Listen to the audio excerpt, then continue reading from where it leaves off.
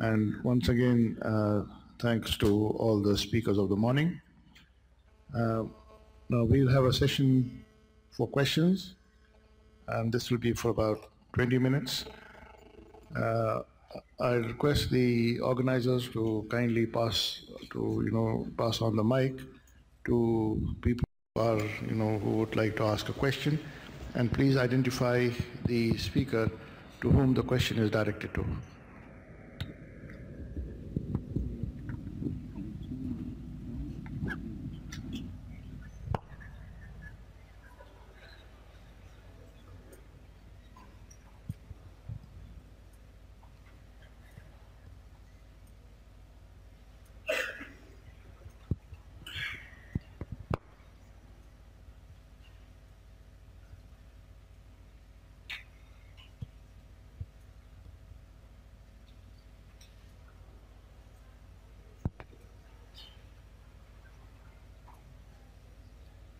Would you like to use this mic?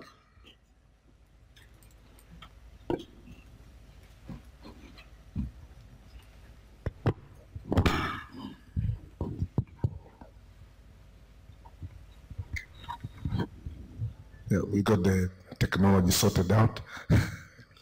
If I can start the ball rolling, I understand that we are all going through the learning curve on PET-MR. And of course, during this process, we need to emphasize those clinical situations where PET-MR will be more useful so that we can sell the technology to clinical practice. So I have specific questions to the application of PET-MR in myocardial viability. If we have PET, FDG PET for myocardial viability, then PET-MR, adding MR will be useful only if it can identify cases that could not be identified by the PET. Otherwise, if there are no additional cases that can be identified, then it becomes a redundant procedure, especially when it takes 1 hour to do it. So is there any cases that you could identify, viable cases that can only be identified on MR that were missed on the PET?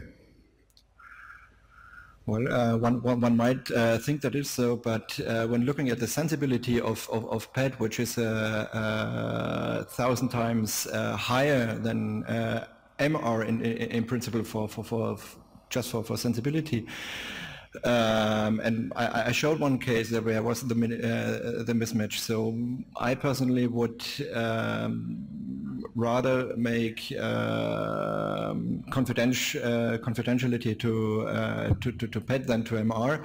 However, where it is sometimes difficult, that are really the subendocardial changes needing eventually an intervention. But I think perhaps Philip Kaufmann will comment on this later on in the day, or do you like to comment right now to this question, since it's really your main topic?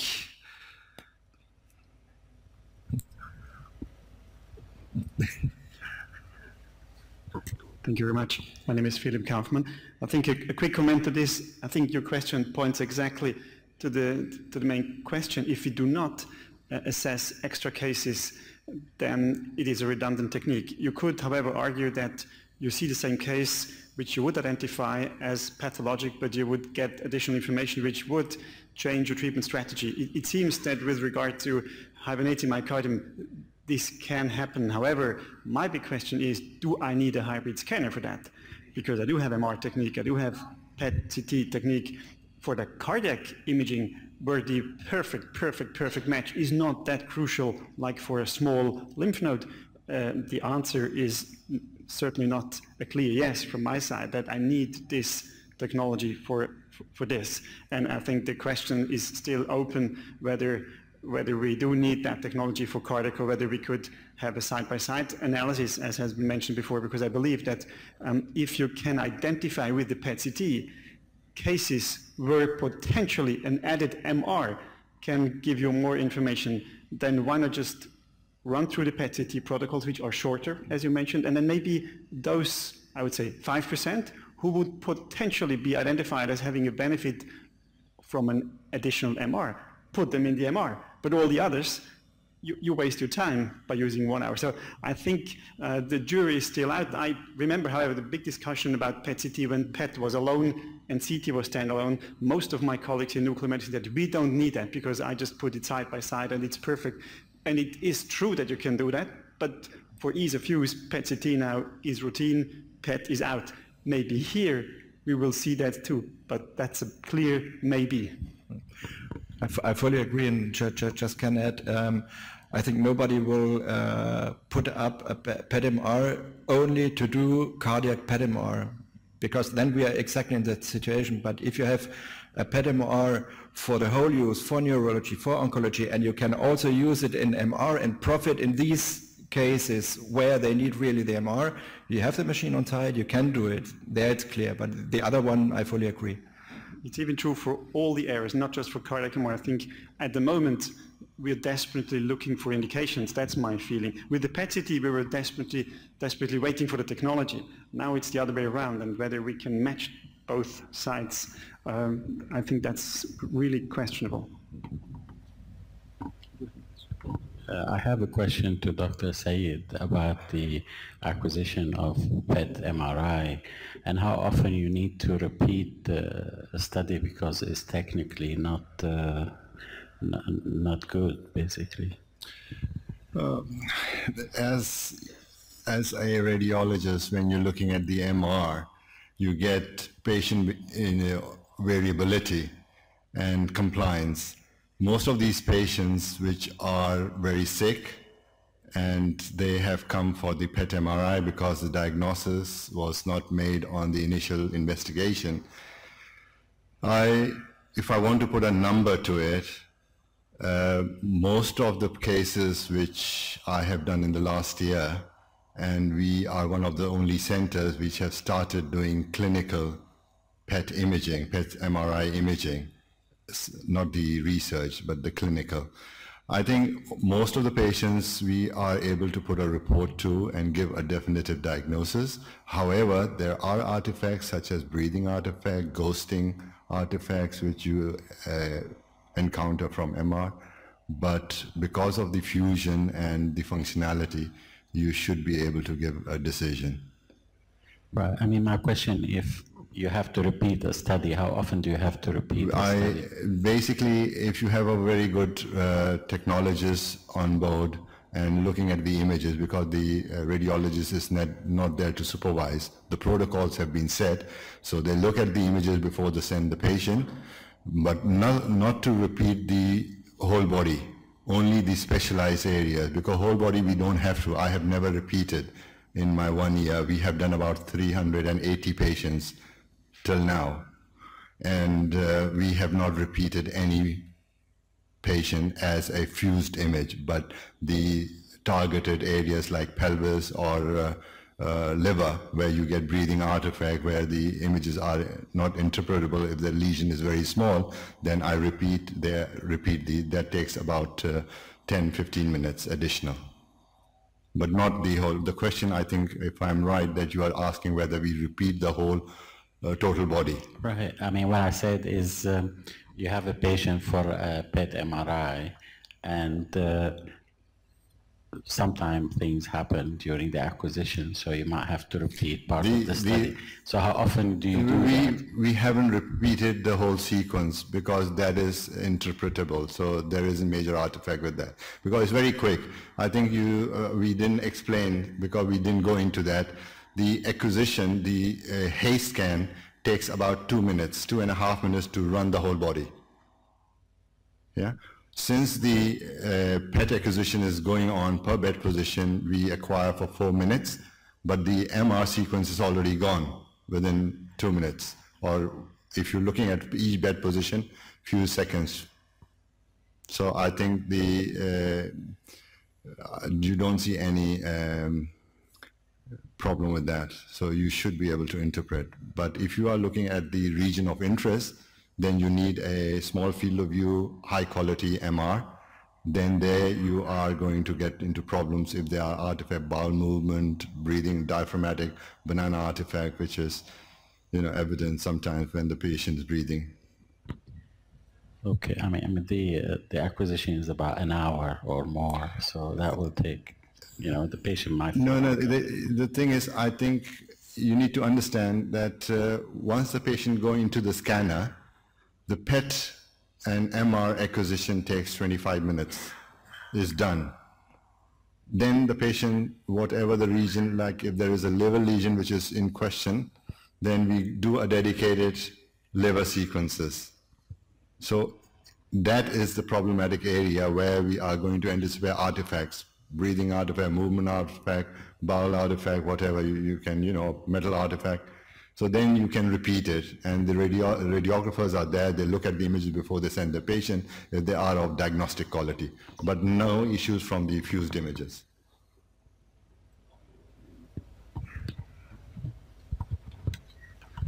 So question to the panel.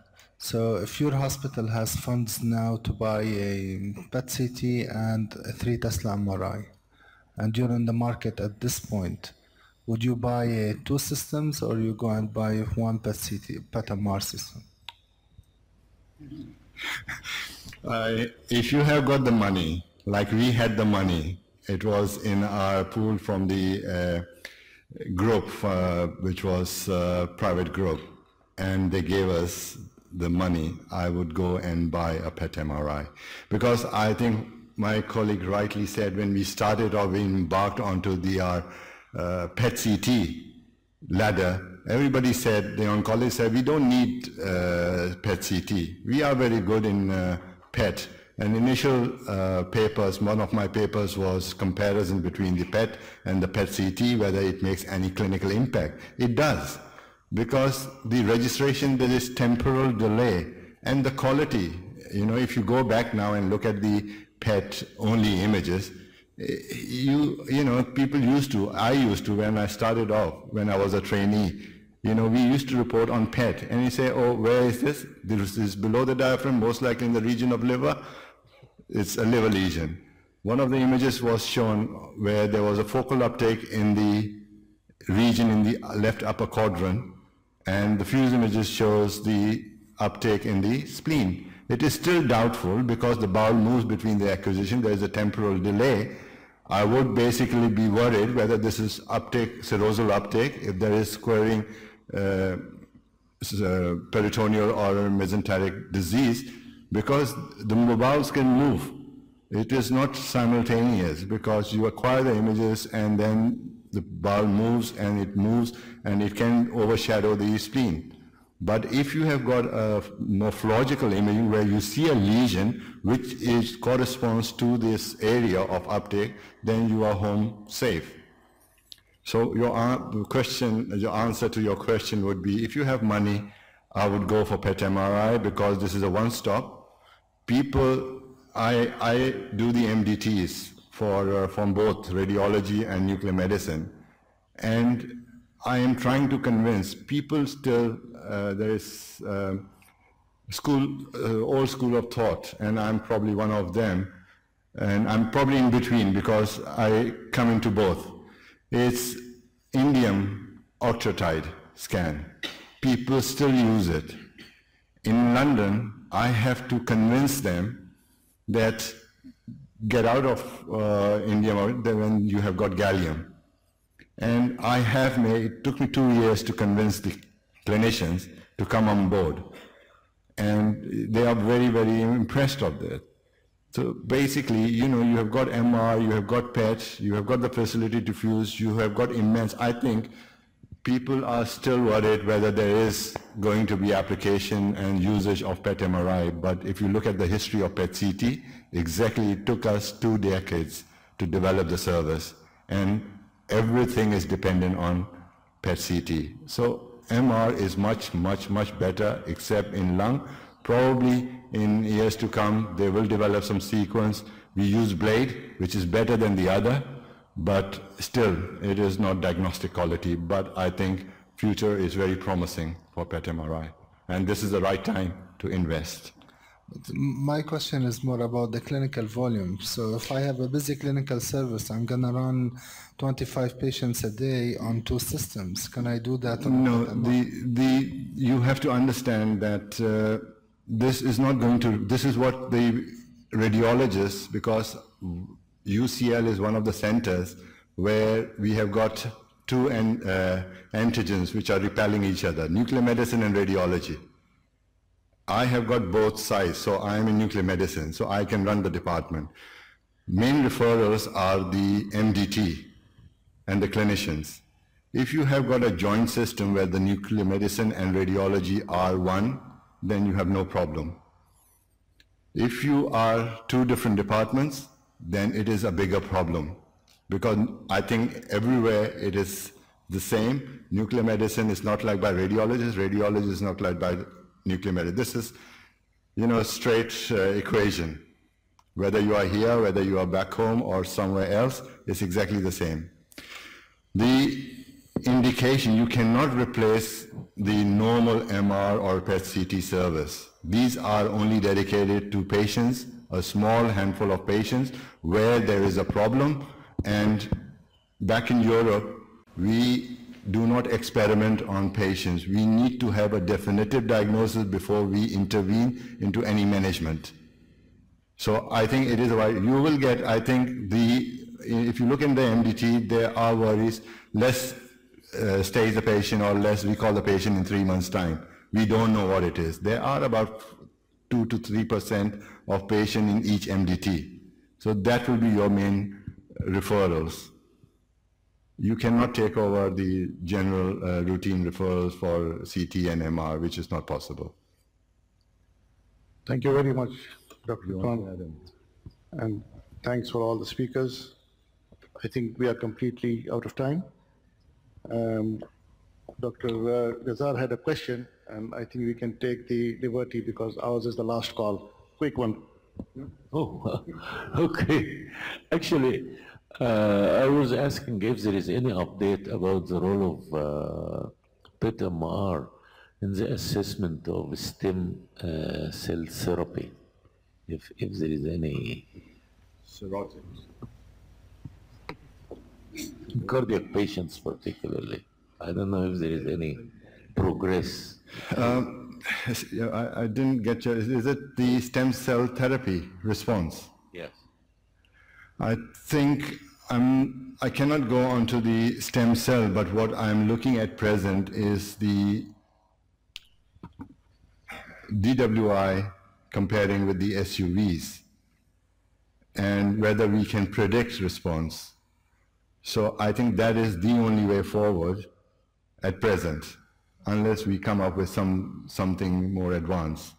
And there is a possibility, because these are 2 very sensitive markers, to identify a disease and to assess response. And I have got a small population of, we have applied for the grant, and this is a multicentric trial if it gets approval for neuroblastomas. So hopefully we may open a pathway for stem cell as well.